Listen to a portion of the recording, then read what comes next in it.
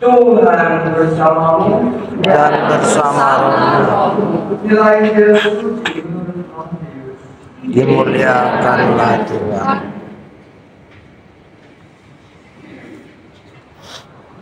Segala peristiwa Yesus mengungkapkan perkembangan berikut kepada murid-muridnya.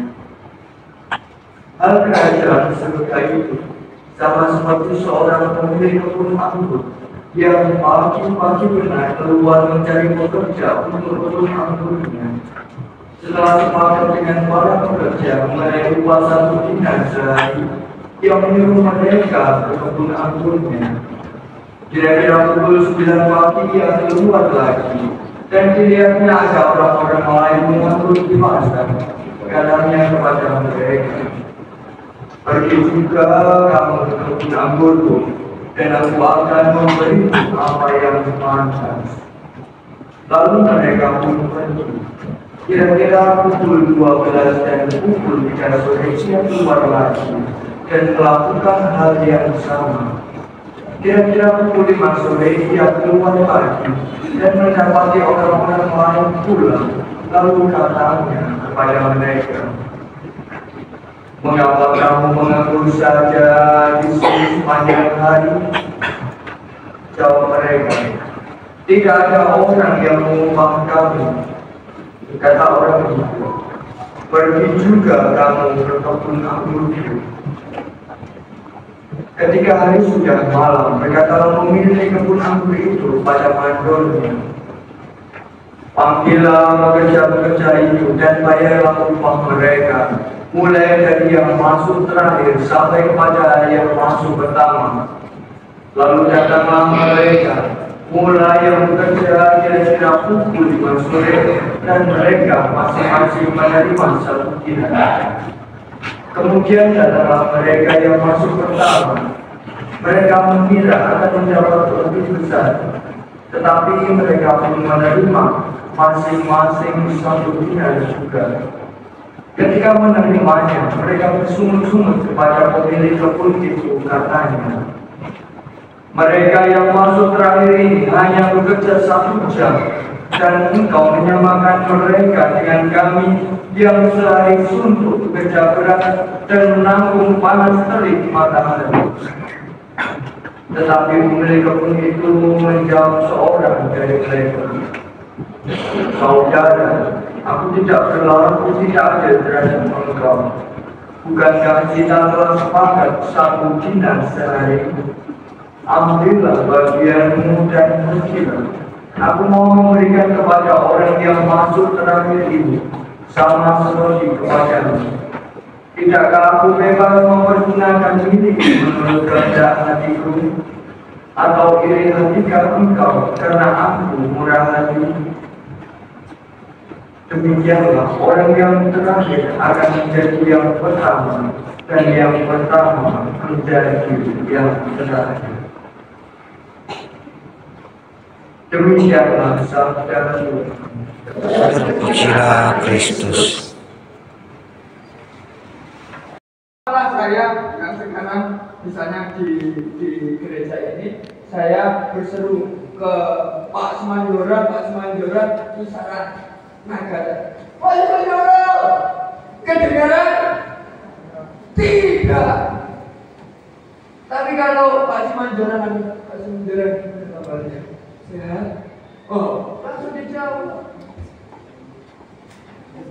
Maka saudara dan saudari, ketika kita masih dekat, Tuhan memberi rezeki, Tuhan memberi kesehatan, carilah Tuhan.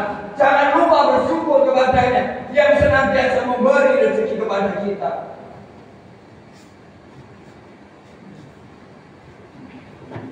Dan yang terakhir, kita diingatkan oleh bacaan kedua bahwa segala sesuatu yang kita kerjakan harus untuk kemuliaan Kristus sendiri.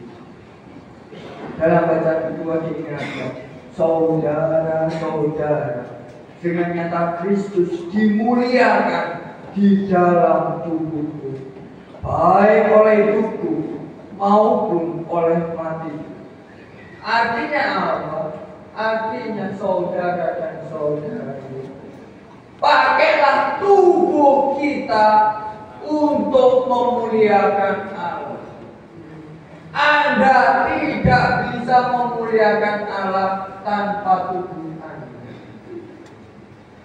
Maka kemarin yang minggu yang lalu, persembahkanlah tubuh sebagai kurban yang berkenan kepada Allah.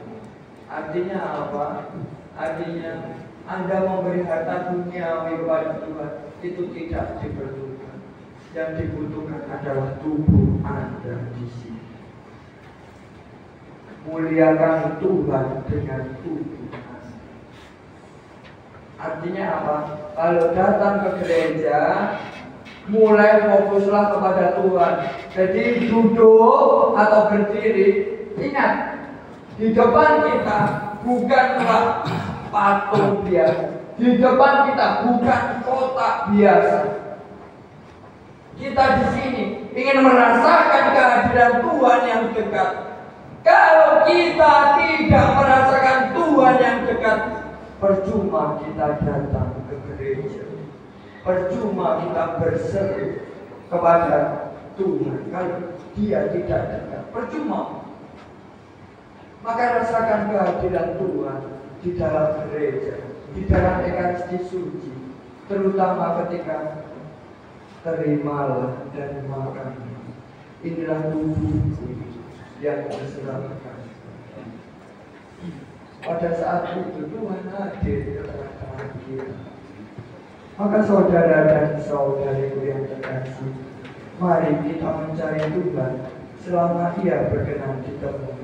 Mari kita berseru kepadanya selama Ia dekat. Dan yang terakhir, baiklah orang jahat meninggalkan rancangannya, baiklah ia kembali kepada Tuhan. Saya ingatkan sekali lagi, sebelum jatuh, bertobatlah kepada Tuhan. Kalau sudah Anda jatuh, maka Tuhan akan sulit dicari. Baiklah orang jahat meninggalkan rancangannya, baiklah ia kembali kepada Tuhan, maka Tuhan akan mengasihinya.